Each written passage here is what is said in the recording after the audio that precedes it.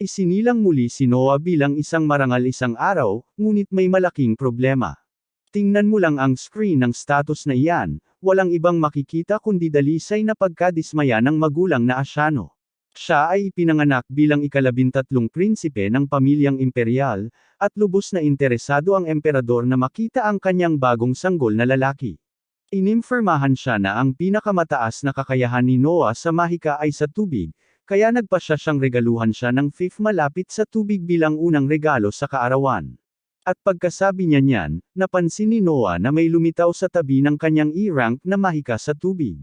Pagkatapos ay hiniling ng emperador na makita ang stat screen ni Noah, at medyo nag-alala si Noah dahil sa ganitong report card, tiyak na itatapon siya sa basurahan, ngunit himalang.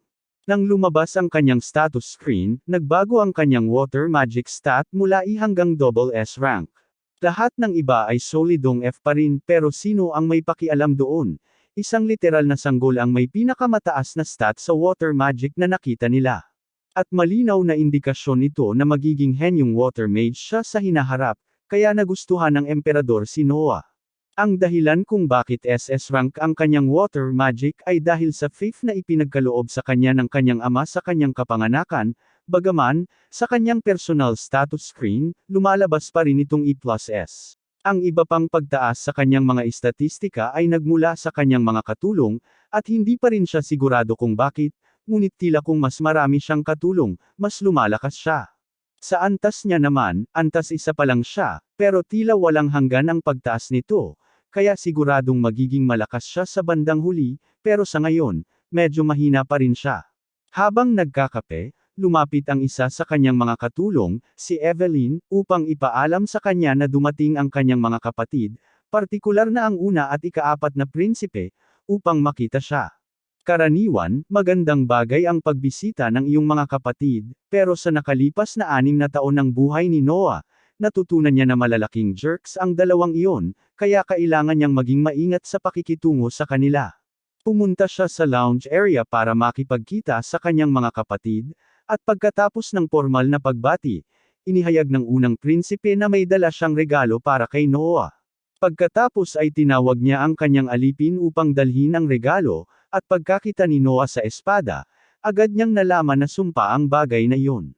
Literal niyang nakikita ang mga kaluluwang nagdurusa ng mga patay na nakalutang sa paligid nito, at tiyak na alam ni Albert na may multo sa bagay na ito, pero nagpapanggap siyang normal lang itong regalo.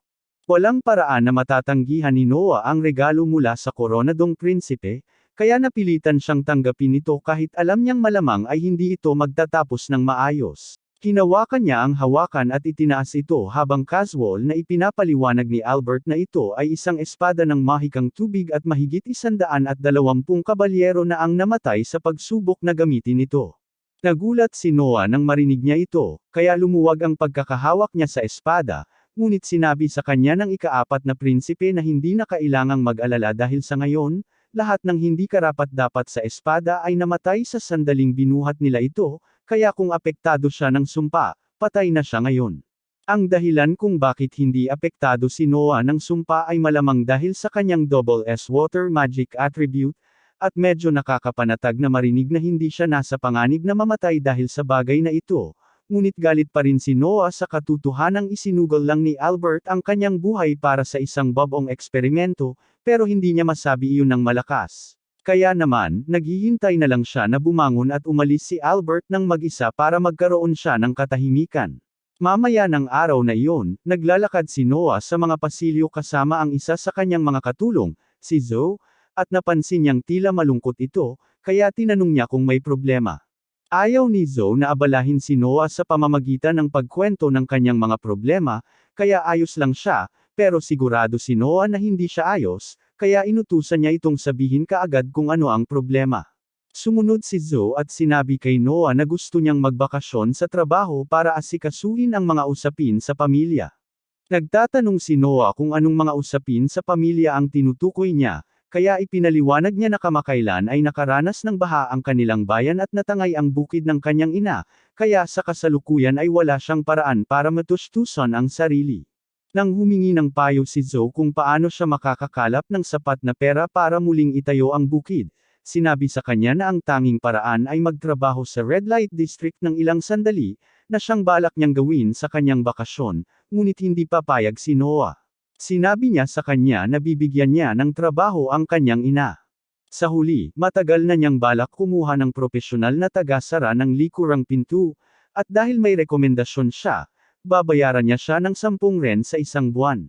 Tinanong ni Zoe si Noah kung sigurado siya sa desisyong ito dahil mas mataas ang 10 ren kaysa sa karaniwang sweldo, at hindi pa niya naririnig ang trabahong rear gate closer, pero dahil lang yun sa katha ni Noah. Gusto niyang tulungan si Zoe, at pera naman niya yun, kaya sino ang pipigil sa kanya? Sinabi rin niya sa kanya na may lumang bahay siya sa labas ng bayan, at doon na lang sila tumira ng kanyang ina para hindi na rin sila mag-alala sa upa. Si Zoe ay tapat na naglingkod sa kanya sa buong buhay niya, kaya imposibleng papayagan niyang ipagbili nito ang kanyang katawan sa red light district dahil sa baha. Pero kung pag-uusapan ang baha, may isa pang bagay na kailangang gawin si Noe. Tinawag niya ang kanyang butler, si Dylan, at inutusan itong gumawa ng mga kaayusan upang bilhin ang pinakamaraming posibleng bahagi ng lupang nasira ng baha. Parehong nagulat sina Dylan at Zoe nang marinig ito, pero ipinaliwanag ni Noah na tiyak na may mga manloloko na susubok na linlanggan ang lahat ng inosenteng tao na nawalan lang ng kabuhayan, kaya gusto niyang tiyakin ang kaligtasan nila bago pa mangyari iyon. Nawala nang sasabihin si Dylan dahil hindi siya makapaniwala na nagawa ni Noah na hulaan ang mga resulta ng napakatagal ng maaga, kahit na napakaliit pa lang ng karanasan niya bilang 6 na taong gulang. Madalas nang naranasan ni Noah ang ganitong uri ng bagay noong nakaraang buhay niya, pero hindi niya pwedeng sabihin sa kanila iyon, kaya nagpatuloy na lang siya ng walang paliwanag. Masaya si Dylan na tulungan si Noah na makuha ang lupa, pero tinanong niya kung paano sila makakakuha ng pondo para gawin iyon, dahil sa kanyang magaspang na pagtatansya, aabot sa 700,000 ringgit ang kailangan para maisakatuparan iyon. Nagulat si Zoe nang marinig niya ang numerong iyon, at hindi siya sinisisi ni Noah dahil halos maliit na kayamanan na iyon. Ang karaniwang matanda dito sa kabisera ay kumikita lamang ng 120 ring sa isang taon, at sapat na iyon para makabili ng bahay, makapagbigay ng pagkain para sa pamilya, at makapag-aral. Malinaw na mas mayaman ang sambahayan ni Noah kaysa sa karaniwang nasa hustong gulang, ngunit kahit ganoon, mayroon lamang siyang humigit kumulang 500,000 ringgit na magagamit, kaya kailangan niyang humanap ng paraan upang makalakam pa ng 200,000 sa lalong madaling panahon. Wala siyang maraming pagpipilian, kaya nagpasya siyang ibenta ang kanyang pag-aari, ngunit sinabi ni Dylan na hindi niya magagawa iyon. Ang lupain ay regalo mula sa emperador, at ang pagbebenta nito ng walang pahintulot ay magiging krimen laban sa pamilya imperial. Alam ni Noah iyon, pero gusto pa rin niyang gawin iyon kahit wala siyang ibang pagpipilian, at handa siyang tanggapin ang anumang parusa na ipasya ng kanyang ama bilang resulta. Kinabukasan, abala si Noe at ang kanyang mga tauhan sa paghahanda para pumunta sa mga lupang binaha nang bigla siyang bisitahin ng ika-4 na prinsipe, si Henry. Si Albert man ay isang bastos, pero si Henry naman ay talagang mabait kapag nakilala mo na siya, at tunay siyang nag-aalala kay Noah. Kaya pumunta siya para babalaan ito na ang espada na ibinigay sa kanya ni Albert ay may sariling kalooban, kaya kahit nainyon siya sa sumpa, kailangan pa rin niyang makuha ang pagkilala nito bago niya ito ligtas na magamit. Sinunod ni Noah ang kanyang payo, at di nagtagal, umalis siya patungo sa nayon ng daso. Pagdating niya, natuklasan niyang medyo kulang ang salitang, damage from the flood, para sa nangyari dito dahil parang nagkaroon ng suntukan sina Kratos at Poseidon dito. Sa itsura ng mga bagay, alam ni Noah na malamang karamihan sa mga may-ari ng bahay ay nawala ng kanilang mga dokumento sa baha, kaya inutusan niya si Dylan na pumunta sa tanggapan ng gobyerno at hanapin ang lahat ng kopya na makukuha niya upang mas maging maayos ang pagbili. Samantala, nagpasya si Noah na personal na bumaba doon upang makita kung paano nakakaraos ang mga tao matapos ang baha. Sinusubukan ni Zoe na pigilan siya dahil hindi naman trabaho ng isang prinsipe ang pagmamanon, pero sinabi niya sa kanya na pupunta siya gusto man niya o hindi, kaya maaari siyang sumama o maghintay sa karwahe hanggang sa bumalik siya. Napilitang pumayag si Zoe na sumama kay Noah para mag-imbestiga, at ang sitwasyon ay kasing sama ng hitsura nito. Tubos na nasira ang lahat ng pananim, kaya walang pag-asa na magkaroon ng ani ngayong taon, at kung walang ani, hindi mabubuhay ang mga taga-nayon. Sa sandaling iyon, narinig ni Noah ang tunog ng kampana at napansin na nagsimula ng magtipon ang lahat ng mga taga-nayon sa dating plaza ng bayan. Ipinapalagay ni Zoe na ito ay para sa pamamahagi ng pagkain dahil nagbibigay ang imperyo ng pondo para sa tulong sa kalamidad sa lahat ng rehiyon na apektado ng mga natural na sakuna tulad nito. Sa tingin ni Noah, maganda na gumagana ang sistema ng pagtulong sa kalamidad sa rehiyong ito ayon sa inaasahan, at pumunta siya para sumali sa mga taga-nayon sa kanilang pagkain, ngunit sa sandaling matikman niya ang pagkain, binawi niya ang lahat ng magagandang sinabi niya tungkol sa lugar na ito. Nakatikim na siya ng pagkaing British na hindi kasing nakakalungkot ng malungkot na sabaw na ito, at medyo sigurado siya na bulok na ang mga gulay na ginamit dito. Narinig ng isa sa mga taga-nayon si Noe na nagrereklamo tungkol sa pagkain, at dahil hindi niya alam na si Noe ay isang prinsipe, inakala niyang isa na naman itong biktima ng baha. Sinabi niya kay Noe na palaging ganito ang pagkain, at kahit magreklamo sila, walang ginagawa dahil walang pakialam ang mga nagluto sa mga walang kwentang bagay tulad ng kalusugan o pagkalason sa pagkain. Sa sandaling iyon, narinig ni Noah ang isang malakas na anunsyo tungkol sa inspection, kaya tinanong niya si Zoe kung ano ito. Sinabi naman ni Zoe sa kanya na narito ang opisyal ng lokal na pamahalaan, si Lord Garrel, upang inspeksyonin ang kalidad ng pagkain. Lumapit si Garrel sa kalderong puno ng misteryosong nilagang karne, at sa tingin niya ay napakasama nito, pero hindi naman siya ang kakain nito kaya wala siyang pakialam. Sinabi niya sa chef na maghanda ng totoong pagkain para sa kanya pabalik sa mansyon, at masayang pumayag ang chef dahil may kasunduan silang dalawa. Gayunpaman, tumanggi si Noah na hayaang hindi maparusahan ang ganitong walang pakundangang pag-uugali. Hinarap niya si Garrel at tinanong kung pinapayagan ba niyang ihain ang ganitong substandard na pagkain dahil kinakamkam niya ang natitirang pondo para sa pagkain, at naniniwala si Garrel na isa lang siyang walang kapangyarihang magsasaka, kaya lantaran niyang inamin na kinakamkam niya ang pondo para sa pagkain dahil sa tingin niya ay walang magagawa si Noah tungkol dito. Nang marinig ni Noah na nagyayabang si Garrel tungkol sa pagnanakaw sa mga gutom na nakaligtas sa baha, nag-init ang dugo niya, hanggang sa magsimulang tumugon ang sinumpaang espada.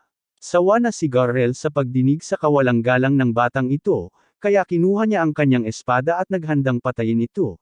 Ngunit bago pa niya magawa iyon, lumipad ang espada ng Leviathan mula sa lalagyan nito at dumating sa tabi ni Noah. Ang matibay na kalooban at pagkamakatarungan ni Noah ay sapat na para kilalanin siya ng espada bilang karapat-dapat na may hawak, kaya ngayon nakayanan niyang gamitin ang kapangyarihan ito. Madali niyang pinutol ang ulo ni Garrel dahil sa krimen ng paglustay ng pondo at pagbabante sa isang prinsipe ng hari. Hindi nagtagal, dumating si Lord Rowan, ang amo ni Garrel, at sinubukan siyang kumbansihin ng mga gwardya na ipaaresto si Noah dahil sa pagpatay kay Garrel. Ngunit pagkakita ni Rowan kay Noah, agad niya itong nakilala bilang ika-13 prinsipe at lumuhad upang ipakita ang kanyang paggalang. Sinabi ni Noah kay Rowan na kailangan nilang magkaroon ng mahabang pag-uusap tungkol sa sitwasyon dito, na isang magalang na paraan ng pagsasabing malaking problema si Rowan dahil hinayaan niyang makatakas si Garrel sa ganitong katagal. Sabi niya na parusahan na niya si Garrel, pero ang mga kasabwat na tumulong sa kanya na nakawin ang mga pondo na iyon ay nandoon pa rin, kaya inaasahan niya na si Rowan ang bahala sa kanila ng naaayon. Pero sa ngayon, inutusan siya ni Noah na maghanda ng maayos na pagkain para sa mga tao dito.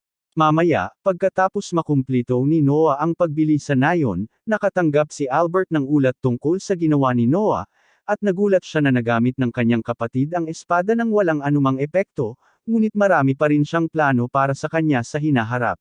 Samantala, tinawag si Noah sa isang pulong kasama ang kanyang ama upang magpaliwanag.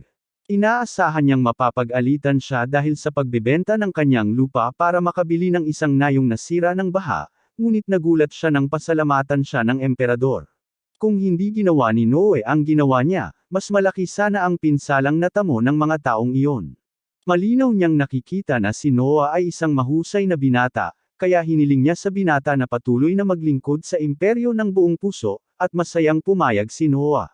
Ilang sandali pa, nakita natin si Noah na bumibisita sa lungsod ng mga salamin, at narito siya dahil narinig niya na may isang mahusay na mang-aawit na nagtatanghal. Sa pagsisimula ng palabas, nabighani si Noah sa magandang boses ng dalaga, at talagang nag-e-enjoy siya sa pagtatanghal nito. Pero biglang, pumasok ang isang grupo ng mga basag-ulo sa sinehan at agad nagsimulang sumigaw sa dalaga. Malaki ang utang ng ama ng dalagita sa kanila, kaya naman nagtatrabaho siya bilang mang-aawit dito para mabayaran ito. Pero hindi naniniwala ang mga basag-ulo na makakakita siya ng sapat na pera para mabayaran sila sa ganitong paraan, kaya naman tinatakot at sinisigawan nila siya na magtrabaho sa Red Light District. Nakikita ng lahat na nangyayari ito, pero takot silang lahat na kumilos at gumawa ng anuman, kaya nagpasya si Noah na kumilos bago lumala pa ang mga bagay.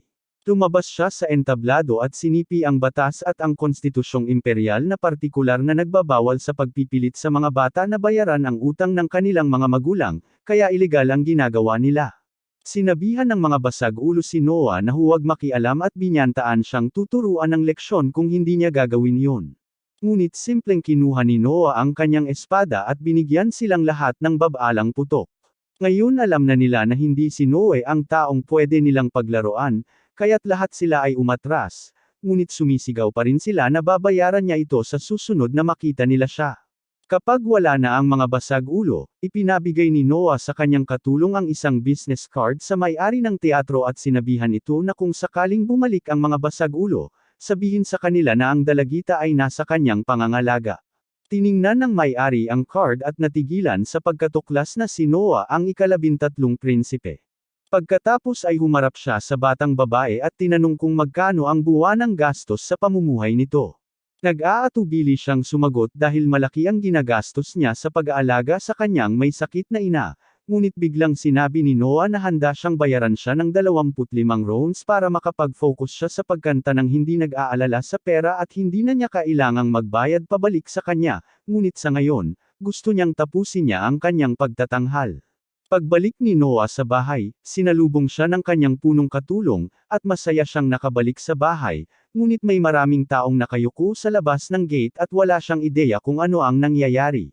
Ipinaliwanag ng katulong na ang mga taong iyon ay mga loan shark, at sinabi nilang narito sila upang humingi ng paumanhin sa kanya sa ginawa nila dahil hindi nila namalayan na si Noah ay isang prinsipe. Ngunit sinabi ni Noah sa kanyang katulong na paalisin sila dahil hindi siya ang taong maaari nilang kausapin kailanman nila gusto.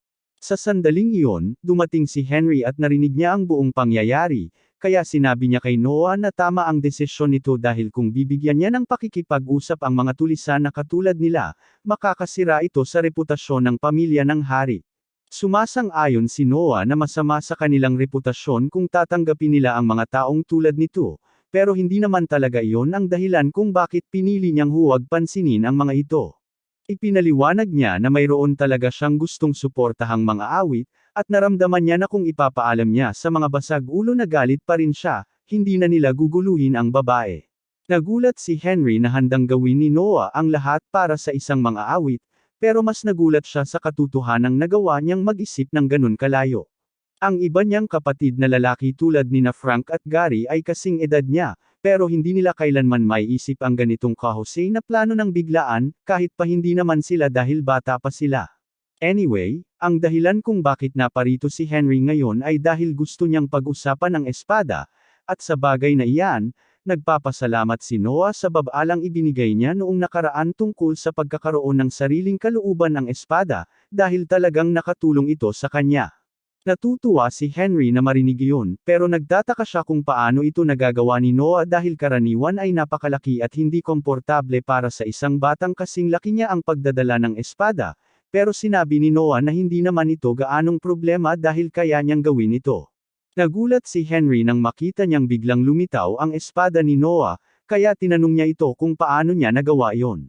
Ipinaliwanag ni Noah na pinaliit niya lang ang kanyang espada at itinago sa kanyang manggas. Ang espada ay naging pambansang kayamanan sa loob ng daan-daang taon, ngunit walang sino man ang nakagawa ng ganito sa espada, at tinanggap ito ni Henry bilang tanda ng likas na talento ni Noah.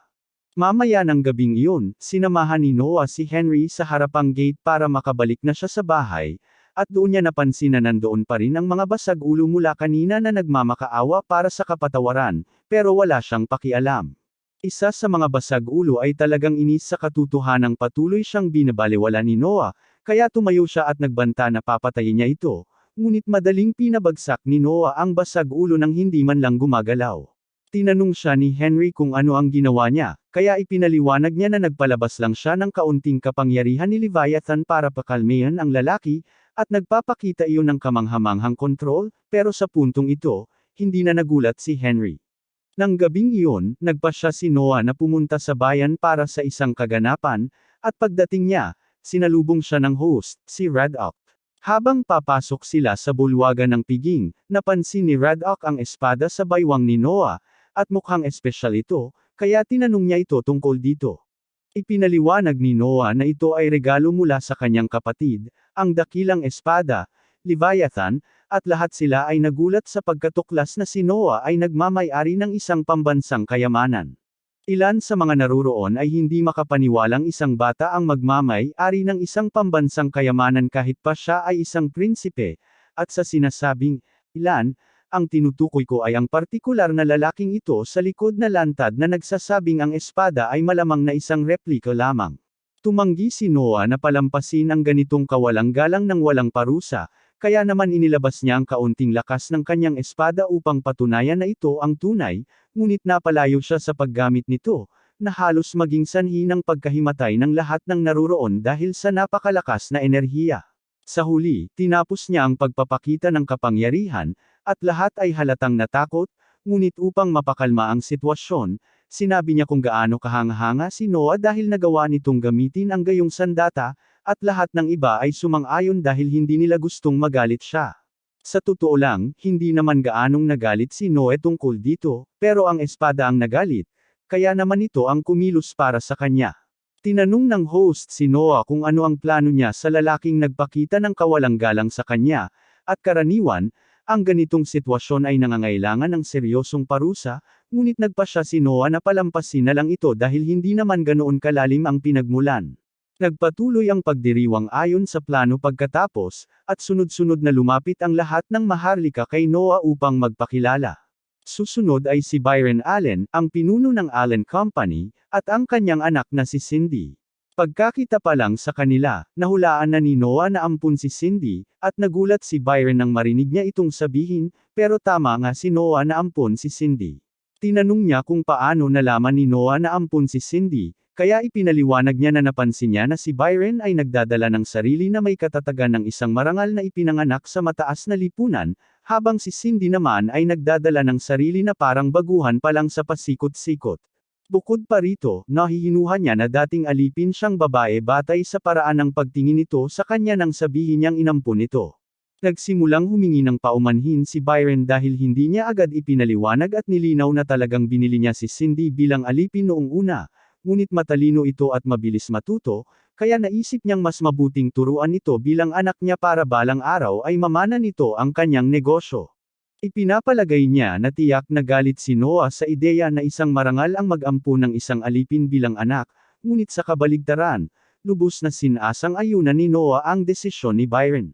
Sinabi niya kay Byron na malugod silang makakapunta ng kanyang anak sa kanyang mansyon anumang oras dahil gusto niyang marinig pa ang tungkol sa kanilang buhay.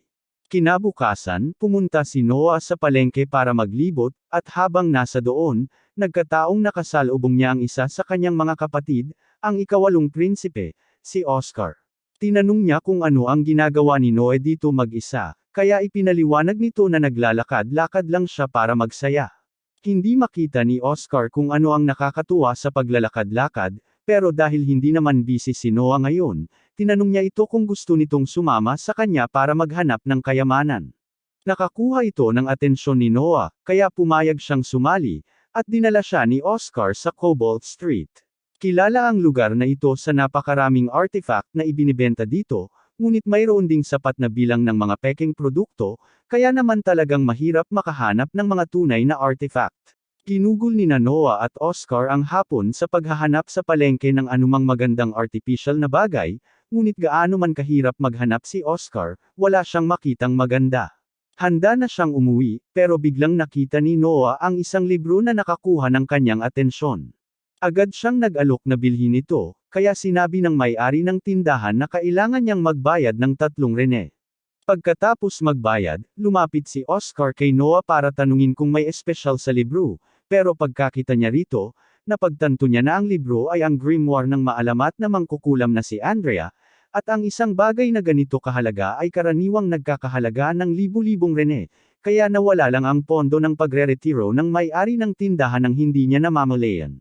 Tinanong ni Oscar kung paano nalaman ni Noah na ito ay isang grimoire dahil napakakaunti lang ang talagang nakakaalam kung ano ang itsura nito, ngunit sa totoo lang, walang ideya si Noah na ito ay isang grimoire sa simula pa lang. Nakita lang niya na tumaas ang isa sa kanyang mga istatistika nang hawakan niya ito, kaya gusto niyang bilhin ito para sa pagtaas ng istatistika, pero ngayon na iniisip niya, kung nagpapataas ng istatistika ang bagay na ito, malamang ay katulad ito ng kanyang espada, na nangangahulugang may sarili itong kamalayan. Upang subukan ang kanyang teorya, itinuro ni Noah ang Leviathan sa libro, at biglang, nagsimulang bumuhos ang madilim na enerhiya mula rito habang lumalabas ang isang masamang espiritu. Ngayon ay natanto ni Oscar na malamang ay nakasilid sa grimoire ang kaluluwa ng salamangkero, at ngayong naging mapaghiganting espiritu na ito, aatake ito sa anumang nasa saklaw nito. Binalaan niya si Noe na lumayo, pero alam niya kung paano haharapin ang bagay na ito, kaya itinaas niya ang kanyang espada at tinamaan ito ng buong lakas gamit ang water slash. Bilang resulta, lubos na nasira ang diwa, at natuwa si Oscar na naayos ang sitwasyon, ngunit nag-aalala siya na baka may nasaktan sa kaguluhan. Gayunpaman, sinabi ni Noah sa kanya na hindi na kailangang mag-alala dahil sinigurado niyang itutok ang kanyang pagsabog sa kalangitan.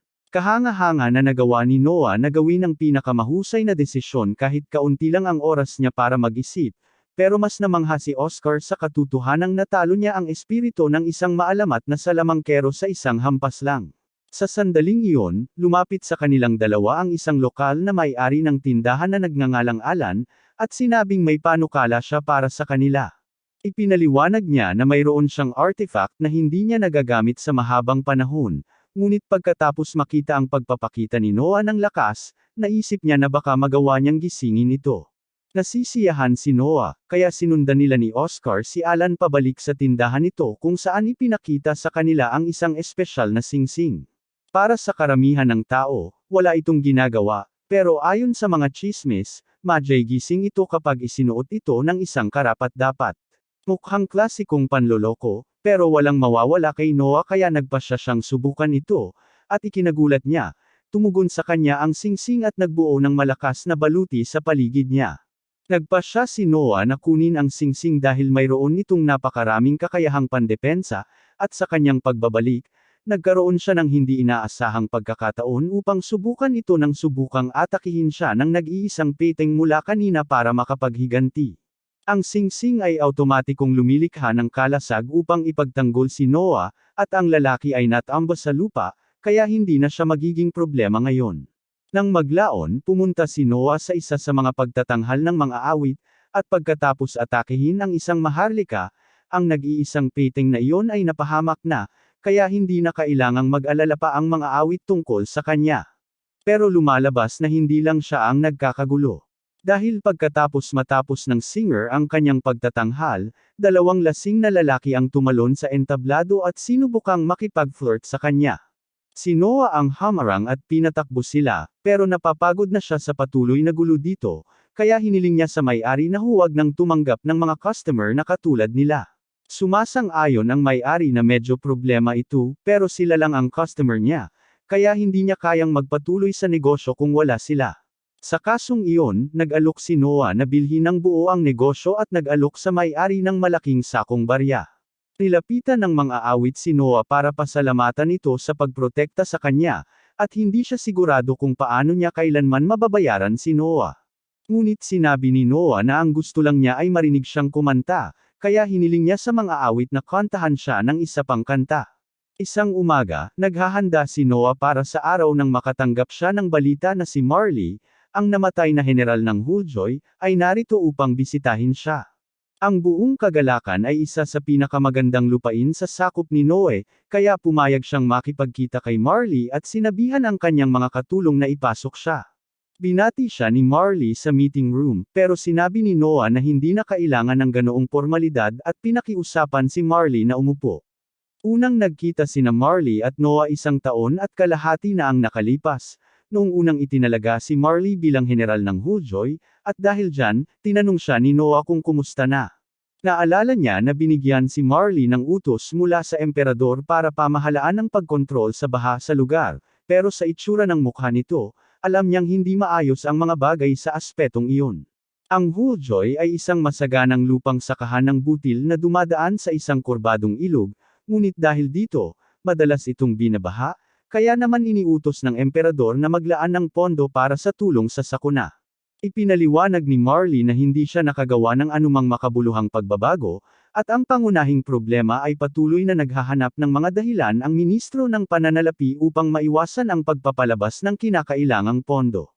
Labis na hindi natuwa si Noah nang marinig niya ito, dahil tila malinaw na kaso ito ng maling paggamit ng pondo ng bansa, kaya hiniling niya kay Marley na sumama sa kanya. Dahil bibisitahin nila ang ministro. Makalipas ang ilang sandali, binisita ni Noah ang ministro ng pananalapi habang nagpapahinga sa tanghalian, at ang ministro ay kasing layo at mamantika gaya ng inaasahan ni Noah. Sa simula ay sinubukan ng ministro na purihin si Noe, ngunit direkta siyang nagtanong, at tinanong siya kung bakit hindi niya binigyan si Marley ng pondo na kailangan para pamahalaan ang pagbaha sa buong kagalakan. Nanatiling kalmado ang ministro at sinabi kay Noe na may napakagandang dahilan siya para doon, ngunit pinutol siya ni Noe at sinabing mas mabuting hindi siya minamaliit dahil bata siya. Sa huli, ang paghamak sa isang prinsipe ay isang karapat-dapat parusahan na krimen. Nagsisimula ng nervyusin ang ministro kaya mabilis niyang ipinaliwanag na noong baha noong nakaraang taon, bukas palad na binigyan ng emperador ng tax exemption si Huljoy, kaya naisip niyang makatarungan lang na gamitin ni Huljoy ang perang naipon nila para ayusin ang pagbaha ngayong taon. Iyon ang pinaka-bullshit na pahayag na narinig ni Noah sa kanyang 6 na maikling taon ng buhay sa mundong ito, kaya tinanong niya ang ministro kung ginagawa ba siyang tanga o ano. Malinaw na binigyan ng exemption dahil walang pera si Huljoy para magbayad ng buwis noong nakaraang taon, kaya naman ang pagsasalita ng ministro na parang may pera pa rin si Huljoy ay isang insulto sa katalinuhan ni Noah. Napagtanto ng ministro na nasa malaking gulo na siya ngayon, kaya nagmamadaling nag-isip siya ng ibang dahilan at pagkatapos ay sinabi kay Noah na ang dahilan kung bakit hindi niya maibibigay ang pera para sa baha ay dahil kailangan niya ito para sa emperador.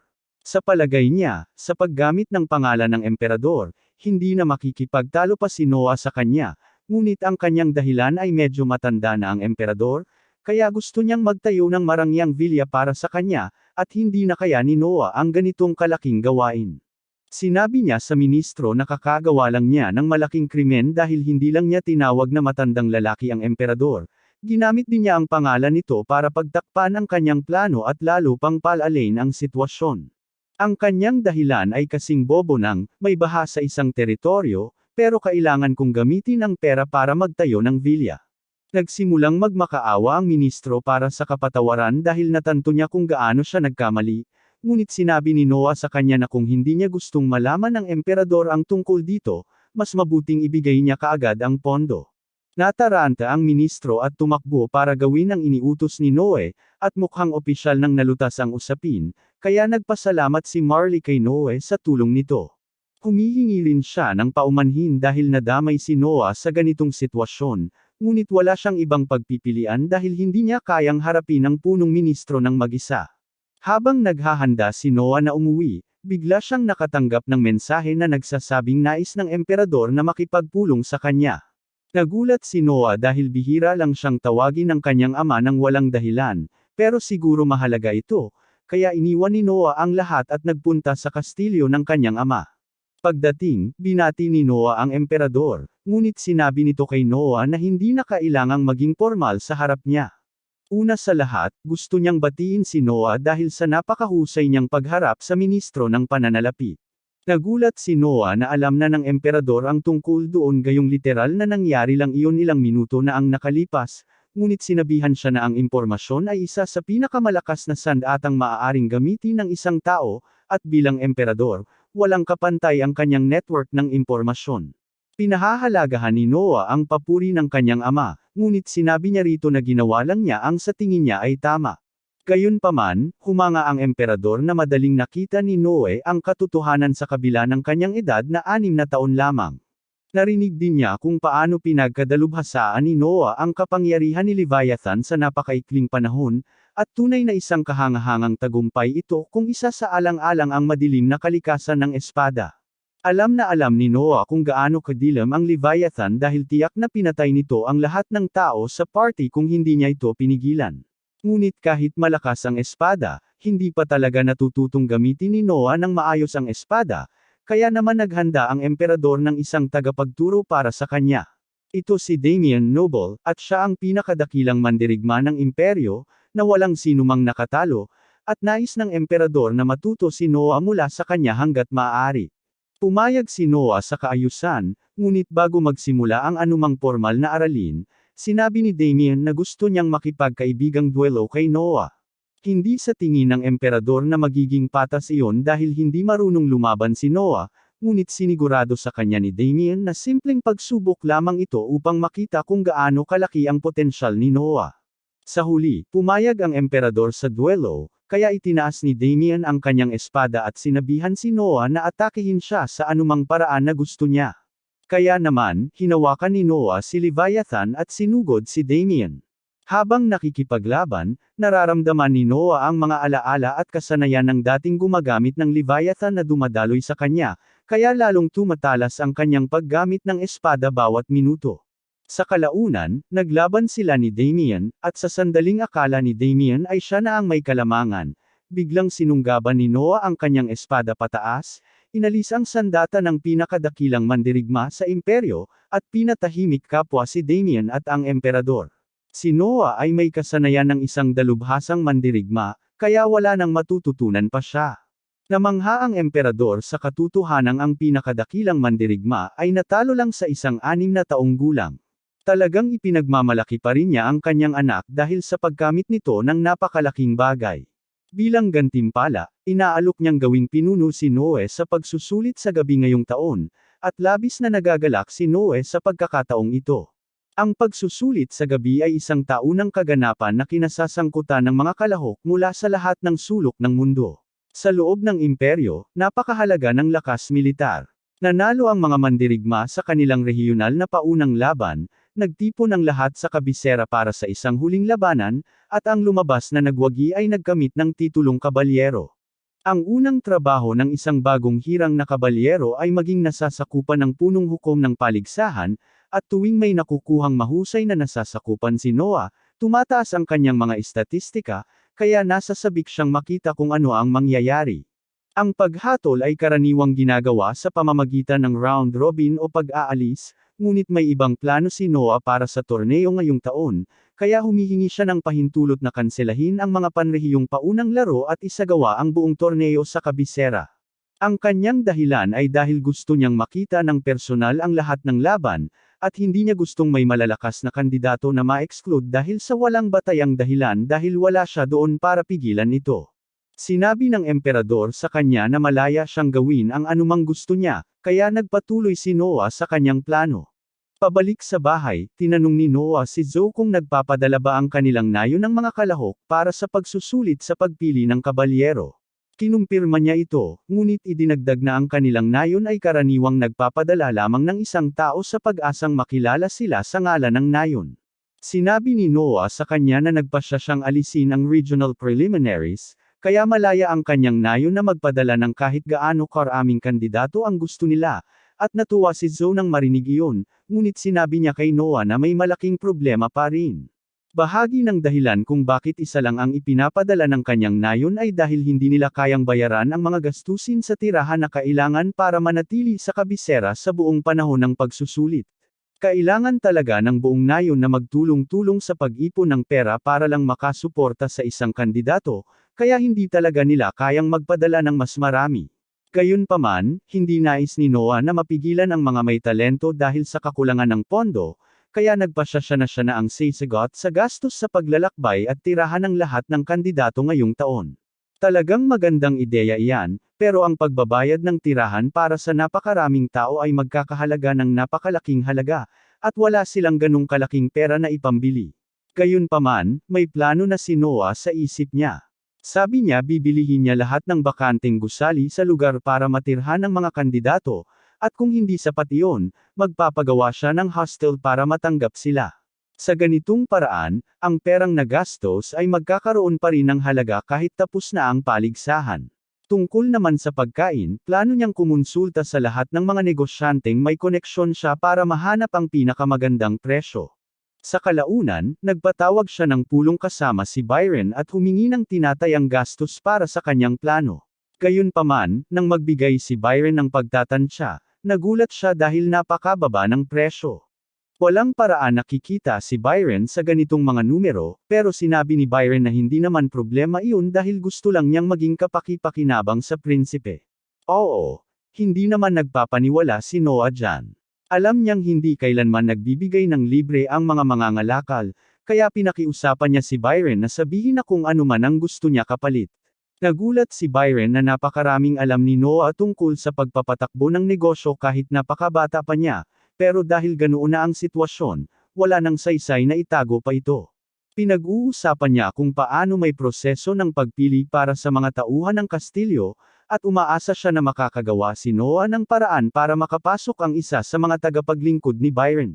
Sa ganitong paraan, kung may anumang mahalagang negosyo na mangyari sa loob ng mga pader ng Kastilyo, si Byron ang isa sa mga unang makakarinig nito. Pumayag si Noah sa mga kondisyon, at bilang pagpapakita ng sinseridad, sumumpa si Byron na buong pusong susuportahan si Noah at si Noah lamang sa loob ng pamilya ng hari. Ang pagkakaroon kay Byron bilang nasasakupan ay talagang nagpalakas sa kanyang mga istatistika, ngunit habang sinusuri ang kanyang window ng istatistika, napagtanto niya na ang kanyang istatistika sa mahika ng tubig ay bumaba ng isang ranggo. Ang kanyang estadistika sa mataas na tubig ay mula sa teritoryong kanyang pag-aari, kaya't nangangahulugan ito na may mali sa Elmeria. Agad siyang nagmadaling makipagkita sa kanyang ama upang ipaalam na may nangyari sa Elmeria, at bagaman naniniwala sa kanya ang hari, tinanong niya si Noah kung paano niya posibleng nalaman iyon. Hindi naman niya maipapakita ang kanyang stat screen, kaya vague ang sagot niya at sinabing matagal na siyang nakakapansin ng mga senyales. Tila nasisiyahan dito ang kuryosidad ng emperador, nagpatuloy sa pagtalakay sa sitwasyon, at doon nalaman ni Noah na may nagaganap na paghihimagsik doon. Tinanong ng emperador si Noah kung gusto niyang personal na asikasuhin ang bagay na ito, ngunit pagkatapos mag-isip-isip, sinabi ni Noah na hindi niya gustong gawin ito. Karamihan sa mga maharlika ay sasamantalahin ang pagkakataong magkamit ng kaluwalhatian sa labanan, ngunit naniniwala siya na si Henry ang mas mahusay na pagpipilian dahil mas marami siyang karanasan sa ganitong uri ng sitwasyon. Mamaya ng gabing iyon, magkasamang nakasakay sina Henry at Noah sa karwahe, at tinanong ni Henry si Noah kung sigurado siya sa desisyong ito dahil sa paraan ng paggana ng bansang ito, malaki sana ang maitataas niya sa kanyang katayuan kung nagkaroon siya ng malaking tagumpay sa labanan. Ipinaliwanag ni Noah na hindi siya sapat ang kakayahan para ma-deploy sa labanan, at kahit pa magawa niyang makahanap ng paraan para mabuhay, malamang na maraming sa kanyang mga sundalo ang mamamatay ng walang kabuluhan, at iyon ang isang bagay na gusto niyang maiwasan. Biglang binalaan ni Leviathan si Noah tungkol sa masamang balak sa unahan, kaya sinabi niya sa driver na ihinto ang karwahe. Alam niyang ang mga rebelde ang nagtatangkang pumatay sa kanya, at dahil siya ang target nila, tumakbo siya palayo para makalayo hanggat maaari kay Henry. Sa sandaling iyon, 4 na jet ng tubig ang sumirit mula sa lupa, at lahat sila ay nagtipon kay Noah habang nagpakita ang mga rebelde, ngunit naipagtanggol ni Noah ang sarili gamit ang kanyang kalasag, kaya maayos pa rin siya. Sinubukan ng mga rebelde na sakmalin si Noah, ngunit napakahusay niya para sa kanila, kaya madaling natalo ni Noah ang lahat ng ito sa loob lamang ng ilang segundo. Namangha si Henry kung gaano kadaling natalo ni Noah ang mga rebelde, pero sa tingin niya ay sayang dahil hindi nila nagawang tanungin ang sinuman sa kanila dahil baka nakakuha sila ng mahalagang impormasyon. Doon sinabi ni Noah sa kanya na buhay pa pala ang mga rebelde. Ang ginawa lang niya ay patumbahin sila, kaya malaya si Henry na tanungin sila hanggat gusto niya. Nang maglaon, narinig ni Noah na ang mga rebelde ng Almeria ay pangunahing binubuo ng mga mangangabayo, ngunit walang sakahan ng kabayo ang Almeria, kaya't kailangang kumukuha ng kanilang mga kabayo at supply ang mga rebelde mula sa labas ng teritoryo, at ang pagkaalam yun ay nagbigay ng ideya kay Noah. Tinawag niya si Byron at inutusan itong bilhin ang lahat ng pagkain ng kabayo sa mga rehiyon sa paligid ng Almeria. Sa ganitong paraan, mauubusan sila ng pagkain para sa kanilang mga kabayo maaga man o huli, at mas mapapadali nila para kay Henry na lipulin ang rebelyon. Kalaunan, nakipagkita si Noah sa emperador, at ayon sa mga mamamatay tao na nahuli ni Noah, mukhang gusto lang siyang dukutin ng mga rebelde para gamitin bilang bargaining chip. Gayunpaman, kung isa sa alang-alang kung gaano kadali nila itong inamin, naisip ni Noah na baka may itinatago sila. Ganito rin ang nararamdaman ng hari, ngunit tiniyak niya kay Noah na may kanya-kanyang paraan siya pagdating sa pagpapausap sa mga bilanggo. Alam ni Noah na malamang na ang ibig sabihin nito ay ang mga bihag ang makakatanggap ng pares ng paghihirap at kawalan ng pag-asa, ngunit mas gusto niyang huwag makialam doon, kaya sinabi niyang ipapaubayan na niya ang pagpapahirap sa kanyang ama. Binati ng emperador si Noah sa mahusay na pagtatanggol sa kanyang sarili, dahil kung siya ay nabihag, mapipilitan ang imperyo na gumawa ng isang mahirap na desisyon. Pinuri rin niya si Noah sa kanyang napakagandang ideya na gutuman ang mga kabayo ng mga rebelde, ngunit walang ideya si Noah kung paano nalaman niyo ng emperador gayong siya mismo ang nagbigay ng utos. Ipinaliwanag ng emperador na kahit sino ay maaaring makaisip ng taktika sa gutom, ngunit kailangan ng isang tunay na henyo para mapagtanto na ang paggawa ng ganoong hakbang ay magiging sanhi ng pag-atake ng mga rebelde sa mga nakapalibot na tao, kaya talagang ipinagmamalaki niya si Noah. Maya-maya pa, naglalakad si Noah nang salubungin siya ni Byron, at tila tapos na siya sa gawaing ipinagkatiwala sa kanya ni Noah. Sinabi niya na madali para sa kanila na makuha ang lahat ng pagkain ng kabayo bago pa ito mabili ng mga rebelde, ngunit ang pinuno ng mga rebelde, si Carfan, ay napakamatigas ang ulo at gagawin ang lahat upang makamit ang kanyang layunin, kaya binalaan niya si Noah na mag-ingat. Sa sandaling iyon, lumapit si Zoe kay Noah dahil tila may isang sugatang lalaki na nakatayo sa gate, at sinabi niyang may mahalagang ulat siyang ibibigay kay Noah. Naintriga si Noah, kaya tumungo siya sa gate upang salubungin ang lalaki at nalaman na ito ay isang kabalyero na nagtatrabaho sa Almeria. Ipinaalam niya kay Noah na kamakailan lamang nagsimula ang kanyang superior ng isang rebelyon sa Almeria, at inutusan siyang sumali sa mga puwersa ng rebelyon, ngunit hindi siya pumayag, kaya tumakas siya upang magulat kay Noah. Alam na ni Noah ang tungkol sa rebelyon, ngunit nagpapasalamat pa rin siya sa kabalyero sa pagpapalam sa kanya nito at hiniling sa kanyang katulong na gamutin ang kanyang mga sugat. Napagpasyahan din niyang bigyan ang kabalyero ng gantimpalang 1,000 rin para sa kanyang katapatan, ngunit nagulat si Byron na gagawin ni Noah ang lahat ng kanyang makakaya gayong ang impormasyong ibinigay ng kabalyero ay hindi nakapakipakinabang. Alam ito ni Noah, ngunit ang katotohanang pinili ng kabalyero na pumunta rito upang iparating ang impormasyong iyon, kahit alam niyang ilalagay niya sa panganib ang kanyang buhay, ay nagpapakita ng tunay na katapatan, at nais ni Noah na gantimpalaan siya para doon. Maya-maya, nasa opisina na si Noah at nag-aayos ng ilang papeles nang bigla na lang pumasok si Zoe, at mukhang kinakabahan talaga siya. Nat-ambush siya sa sahig at inabutan si Noah ng isang supot ng mga barya, ngunit hindi sigurado si Noah kung tungkol saan ang lahat ng ito, kaya tinanong niya ito kung ano ang nangyayari.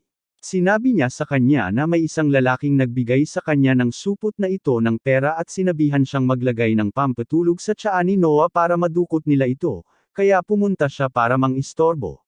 Ipinapalagay ni Noah na ang mga rebelde ang nagsisikap na makuha siya muli, ngunit nagtataka siya kung bakit tinanggap pa ni Zoe ang lason at pera.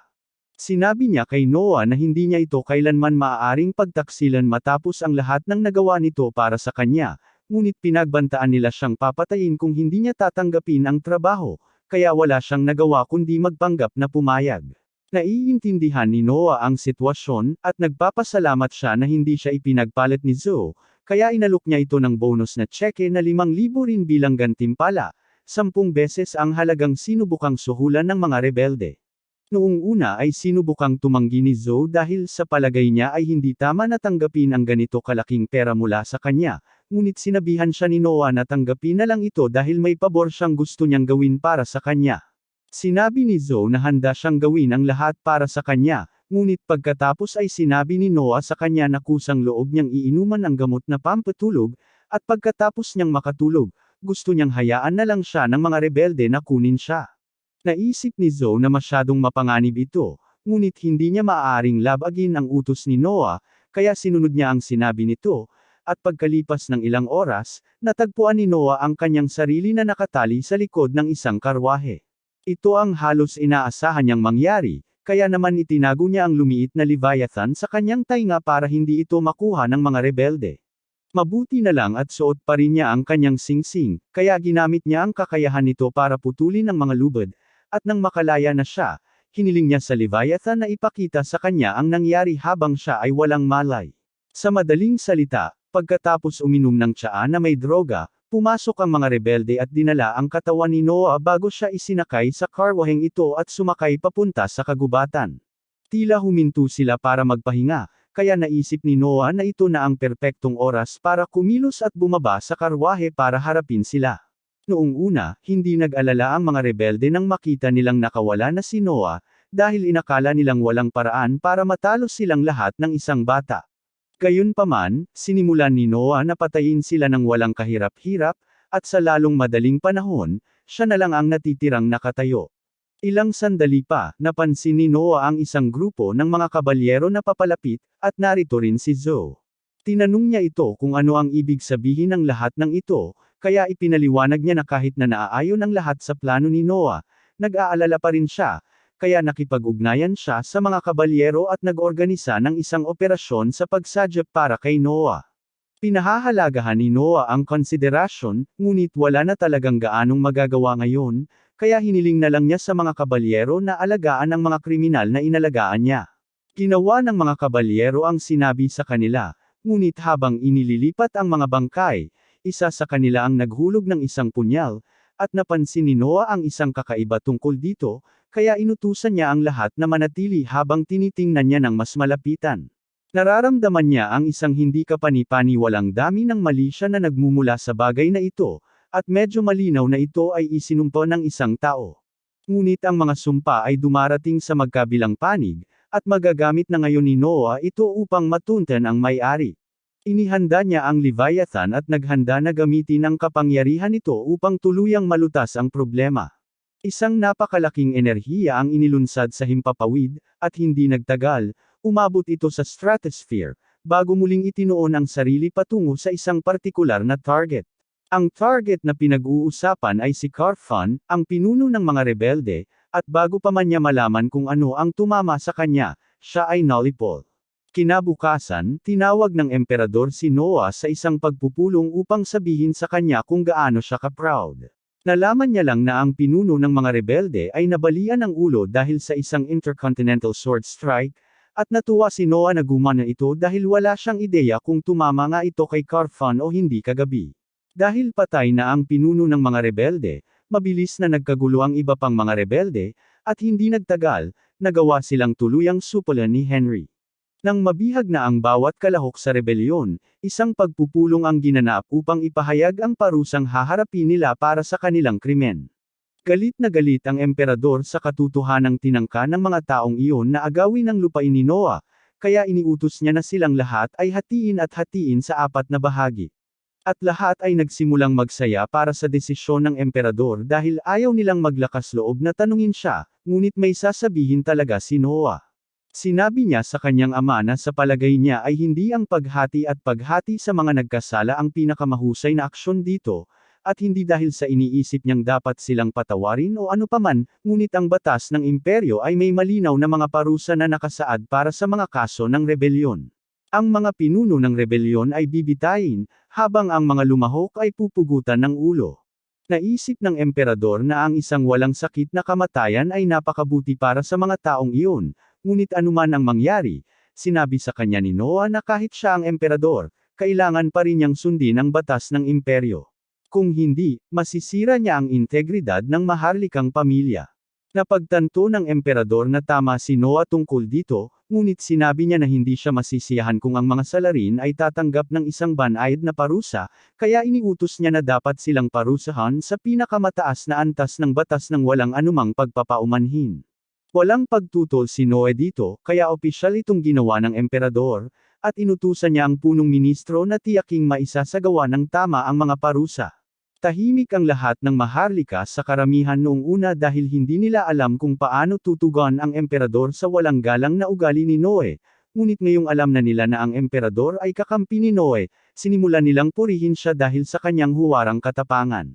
Ngayong tapos na ang pagdinig, tumayo ang emperador mula sa kanyang trono at lumapit kay Noe upang pasalamatan siya sa pagiging matapat niya ng mas maaga dahil pinigilan niya ito sa pagsira sa mabuting pangalan ng imperyo, at sinabi niyang plano niyang gantimpalaan ito para sa kanyang pagsisikap. Ipinahayag niya na bibigyan niya si Noe ng titulo dahil ang sinumang bata ay may kakayahang labanan ng kanilang ama, ngunit ang karunungan na gawin ito sa tamang panahon ay isang talento na karapat-dapat kilalanin. Kaya, inanunsyo ng emperador na si Noe ay kikilalanin bilang matalinong prinsipe, na isang malaking karangalan dahil ito ay isang napakabihirang titulo. Sa totoo lang, kung mas matanda lang sana si Noah ng ilang taon, maaaring naisip ng emperador na gawin siyang prinsipe ng korona ngayon din, ngunit napakabata pa niya para sa ganoong posisyon, kaya ito ang pinakamahusay na makukuha niya sa ngayon. Bukod doon, naalala ng emperador na malapit nang magsimula ang pagsusulit sa pagpili sa gabi, kaya tinanong niya si Noah kung nakapagdesisyon na ba ito kung paano niya ito hahatulan, at sa katunayan, may plano si Noah para sa kaganapan, ngunit mas gusto niyang ibahagi ang mga detalye ng pribado, kaya hiniling niya sa emperador na maghintay hanggang mamaya. Pagkatapos ng opisyal na pagdinig, inilabas ni Noah ang emperador sa hardin at pinatayo ang 4 na katulong na may dalang mga balde ng tubig habang humihigop ng isang tasa ng tsaa. Nang magbigay siya ng hudyat, sinubukan ng 4 na katulong na ibuhos ang tubig sa kanya, ngunit walang kahirap-hirap na ginamit ni Noah ang kanyang singsing na panangga upang harangan ang bawat patak. Ganito niya planong husgahan ang mga kandidato sa pagsusulit sa pagpili, isa-isa niya silang aatakehin, at pagkatapos ay huhusgahan ang kanilang pagganap batay sa kung gaano kalapit nila siyang tamaan. Humanga ang emperador, dahil ang pamamaraang ito ay nag-aalis ng maraming stress sa paghusga kay Noah habang tinitiyak din na ito ay patas at pantay.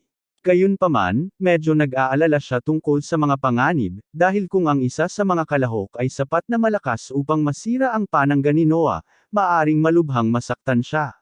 Alam ni Noah ang mga panganib, ngunit tiniyak niya sa kanyang ama na magiging maayos ang lahat dahil mayroon siyang mga hakbang para sa ganitong pangyayari. Kalaunan, tumungo ang emperador sa kaban ng bayan kasama ang punong ministro, at habang nasa daan, tinanong siya ng punong ministro kung sigurado ba siyang magandang ideya na hayagang aminin na sa tingin niya ay isang magandang kandidato si Noah para sa kanyang kahalili ng ganoon. Walang nakikitang mali ang emperador dito dahil halata naman na isang henyo si Noah. Tutal, pinatay niya ang isang pinuno ng kaaway sa kanyang edad nang hindi man lang nakatapak sa larangan ng digmaan at iyon ay isang gawaing karapat-dapat kilalanin. Nariyan din ang katotohanan na ang mahiwagang espada na hawak niya ay may taglay na hindi maisip na kapangyarihan, at kahit ngayon, ang bahagi ng kapangyarihang iyon ay nananatiling selyado dahil ito ay magiging masyadong mapanganib para sa isang ordinaryong tao, ngunit may nagsasabi sa emperador na malamang na kayang hawakan ito ni Noah. Dumating na ang Day of the Night Selection Tournament, at naipaalam na sa lahat ang mga patakaran ng torneong ito. Buong araw na uupo si Noah sa kanyang upuan, at isa-isa, bawat gabi, ang mga kandidato ay lalapit at aatake sa kanya. Ang kanyang kalasag ay sapat na para pigilan ang kanilang mga pag-atake, kaya wala pang nakakalapit sa aktwal na pagtama kay Noah.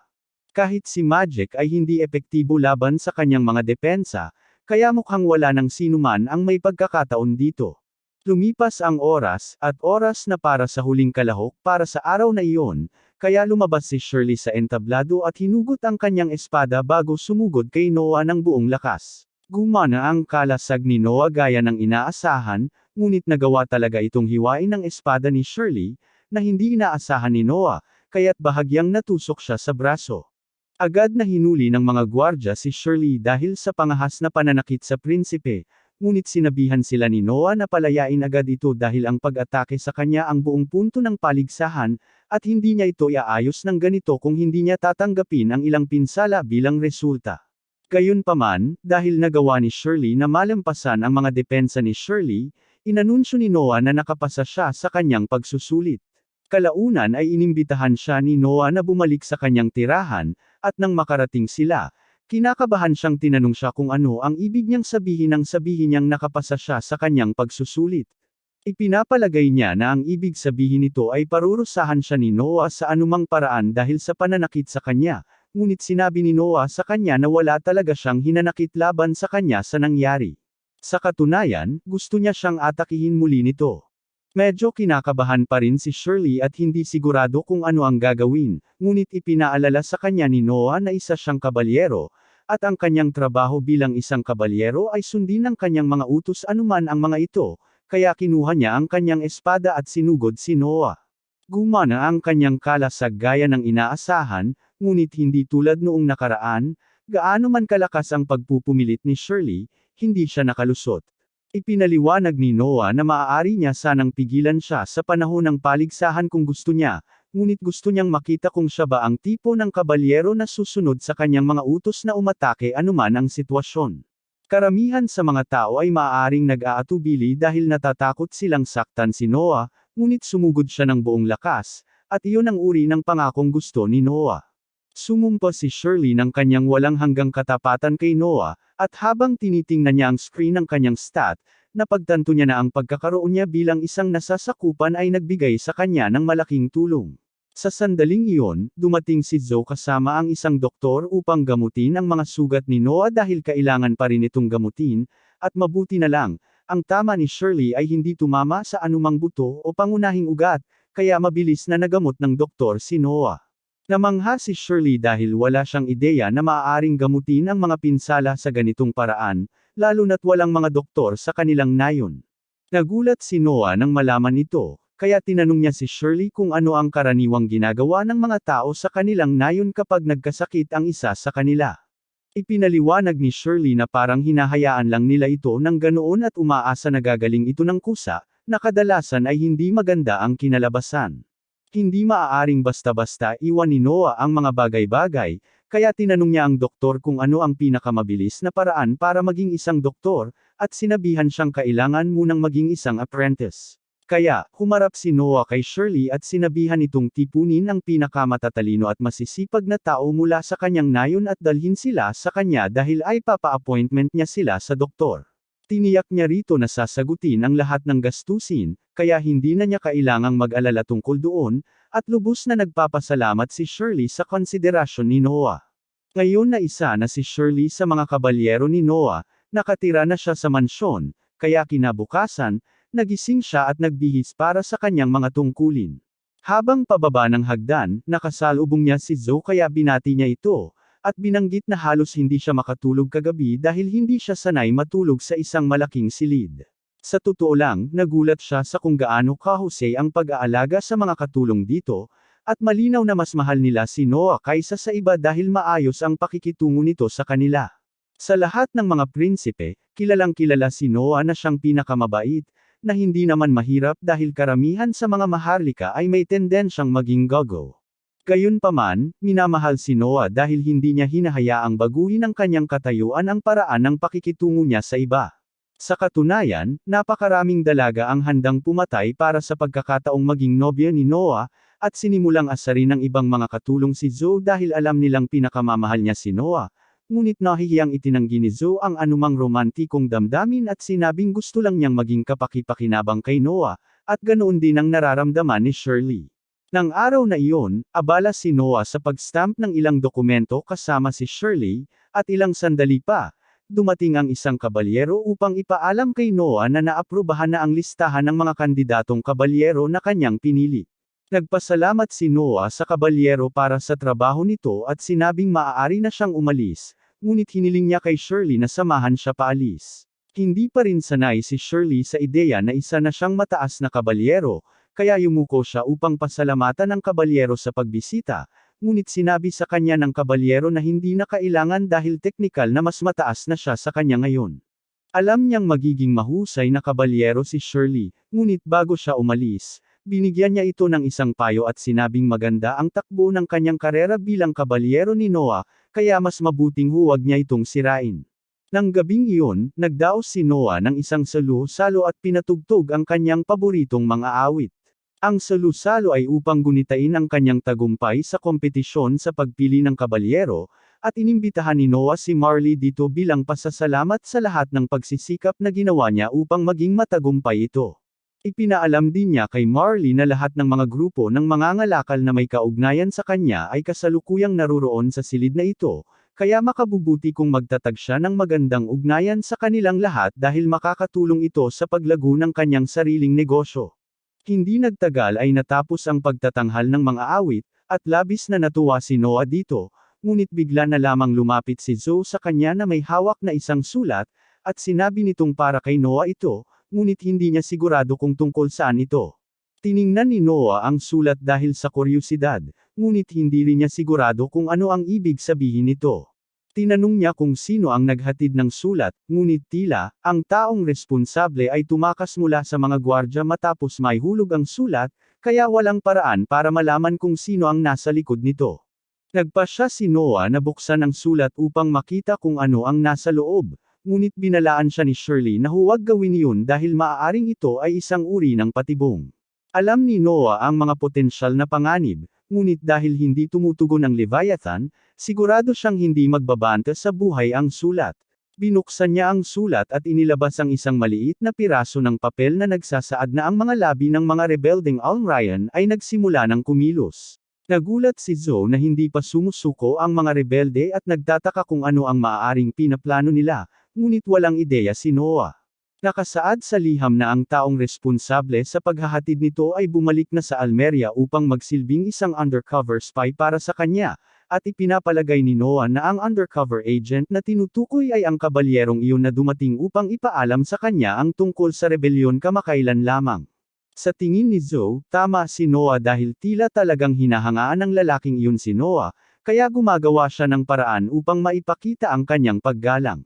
Sa tingin ni Shirley, magandang balita ito, ngunit sinabi sa kanya ni Noah na ito ay kakilakilabot, dahil ang kabalyerong iyon ay walang tunay na pagsasanay sa pag-eespiya, kaya kung mag-aakto siyang especially iya, mahuhuli siya agad.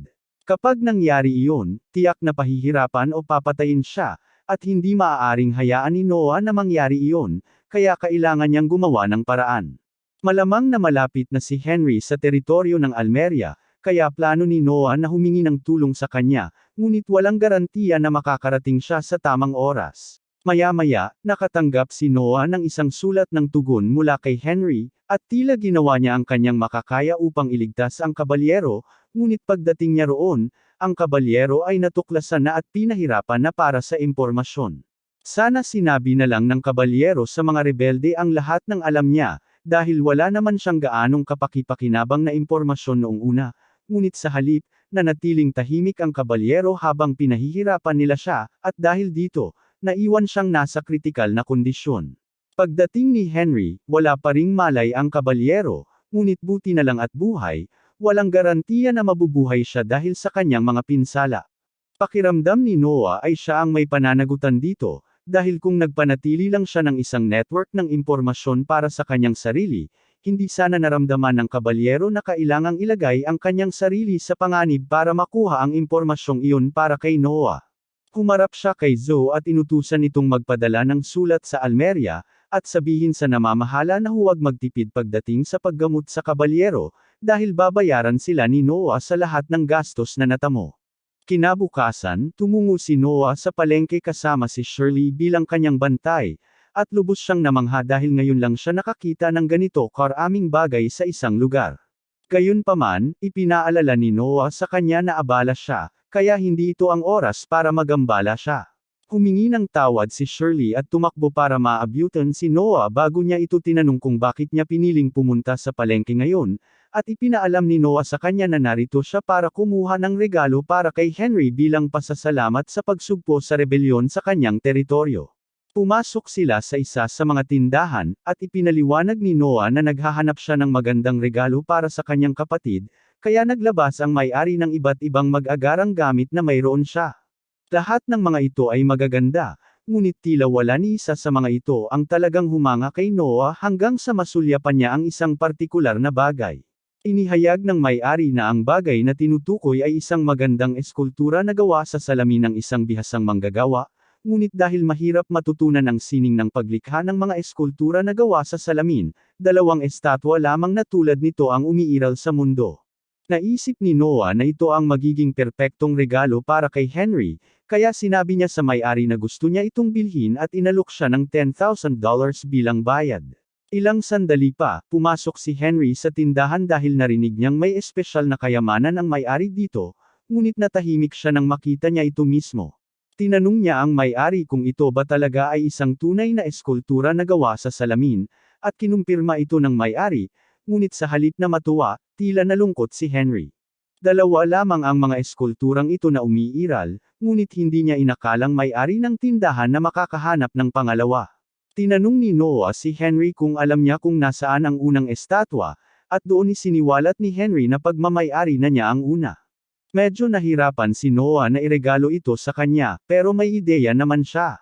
Pwede naman niyang ibigay kay Henry ang pangalawang estatwa gaya ng plano, pero ang two of a kind na estatwa ay natural na mas mababa ang halaga kaysa sa one of a kind, kaya kinuha ni Noah ang pangalawang estatwa at dinurog ito, dahil ngayon, ang estatwa ni Henry ay magiging one of a kind, at gagawin itong mas mahalaga ng ilang beses kaysa dati. Nagulat si Henry na naunawaan ni Noah ang isang komplikadong konsepto, ngunit nagpapasalamat siya sa konsiderasyon ni Noah at nangakong babalikan ang kabutihan. Habang pauwi si Noah para sa araw na iyon, tinanong siya ni Shirley kung talagang kailangan pang sirain ang isang mahalagang kayamanan dahil kailangan pa rin niya itong bayaran sa huli, ngunit sinabi ni Noah na hindi mahalaga iyon dahil isa lamang itong bagay. Sabi niya, ang tanging kayamanan na tunay niyang inaalala ay ang mga taong buong pusong mag-aalay ng kanilang sarili sa kanya, at para sa kanya, si Shirley ay isa sa kanyang pinakamahalagang kayamanan. Marami siyang natutunan tungkol sa kanya sa mga nakaraang araw, at alam na niya ngayon ng walang pag-aalinlangan na gusto niyang sundan si Noah habang buhay. Lumipas ang mga taon, at si Noah ay lumaki bilang isang 12 taong gulang na prinsipe na may kumpiyansa, ibig sabihin ay mas matanda na siya, mas malakas, at handang gumawa ng mas maraming kamanghamanghang bagay.